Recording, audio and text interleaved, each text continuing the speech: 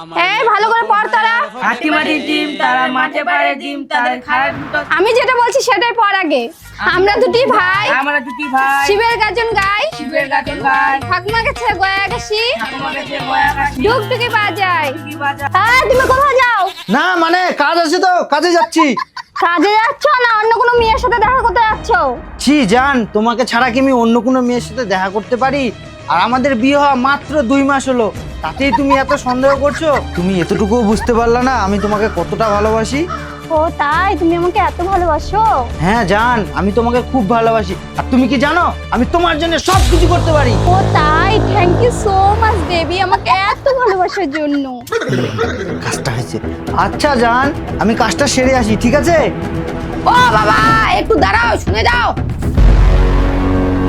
বাবা তুমি আমার মায়ের জন্য সবকিছু করতে পারবা? হ্যাঁ রে বেটা, তোর মায়ের জন্য আমি সব কিছু করতে পারি। বাবা তাহলে মায়ের জন্য একটা ডিম পাড়ে দেখাও তো প্লিজ। বাবা একটা ডিম পাড়ে দাও না, ডিমের ভাজা খাবো। মা, ও মা, বাবাকে বলো না একটা ডিম পেড়ে দিতে। কতদিন থেকে ডিমের অমলেট খাইনি, একটা পেড়ে দেও না বাবা। ওই আমি না মানুষ, মানুষ ডিম পাড়তে পারে? তুমি তো বললাম মায়ের জন্য সবকিছু করতে পারবা, একটা ডিম পেড়ে দেখাও। কতদিন থেকে ডিমের ভাজা খাই না, ডিমের ভাজা আজকে খাবো। বাবা আমার জন্য 2টা ডিম পারবা, আমি ডিম সিদ্ধ খাবো। বাবা ডিম পারো না? এই তোরা চুপ কর, তোদের বাবা ডিম পারতে পারে নাকি? বাবা একটু আগে কি বললো শুনছো তুমি? কি বললো তোর বাবা? আমি বলছিলাম তোমাকে ভালোবেসে আমি সব কিছু করতে পারবো। তাহলে ভালোবাসে একটা ডিম পারো না, ডিমের ঝোল খাবো। এই তোরা চুপ করবি, তোদের পড়তে বসার কাজ করতে বস, খাওয়ার টাইমে ঠিক খাইতে পারবি। তুমি যাও তো যাও। এই চলো তো।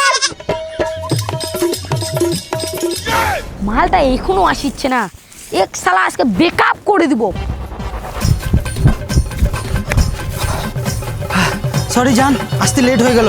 এই নাও, আই লাভ ইউ। আচ্ছা কিন্তু তোমাকে সেই লাগছে। তুমি কি আমার উপরে রাগ করে আছো? রাগ করিও না জান। কেন বলো তো?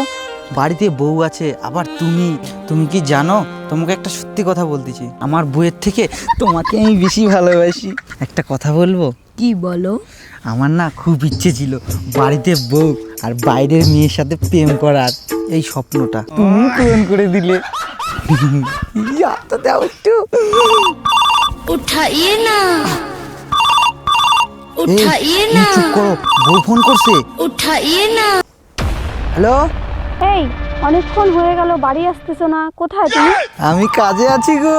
কার সাথে কাজে আছো? কার সাথে কাজে আছি বলতে আমার বন্ধু দীপের সাথে কাজে আছি। সত্যি করে বলো কার সাথে কাজে আছো? সত্যি বলছি, দীপের সাথেই কাজে আছি। ওই আমার পাশেই বসে আছে। শোনা একটু ফোনটা রাখো না, পরে কথা বলো। পাশে ওটা কোন মহিলা কথা বলে? না গো, ওটা দীপই হয়। ওর ঠান্ডা লেগে গেছে, ওই জন্য ওর গলা থেকে চিকন চিকন আওয়াজ বেরোচ্ছে। ঠিক আছে রাখো।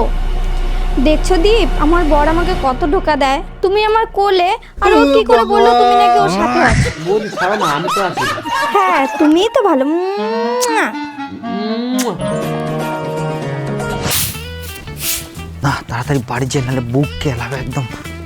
এ পাগলু সুন্দর, দাঁড়া যাচ্ছি। বল কি হয়েছে? তুই শস্য করে মেয়েটার সঙ্গে কি লটর পটর করতেছিলিস? ওই মেয়েটার সাথে আমার 5 বছর ধরে গোপন প্রেম। তোর বাড়িতে বউ থাকতে অন্য মেয়ের সঙ্গে লটর পটর করে, এটা কি ঠিক?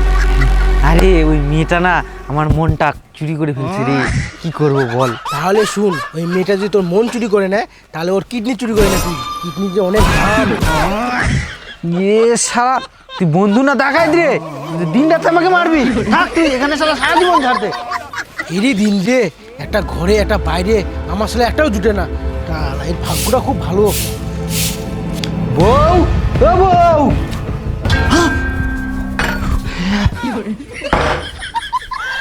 এই কে তুই? ওই তুই আমার বউয়ের বিছানায় কি করিস? তুই দীপ না? ওই দীপ এখানে কি করে? ওই তুই এখানে কি করিস রে? তুই তো আমাকে এখানে নিয়ে আসলি। আমি তোকে কখন নিয়ে আসলাম? ওই তুমি না বললা দীপ তোমার সাথে আছে?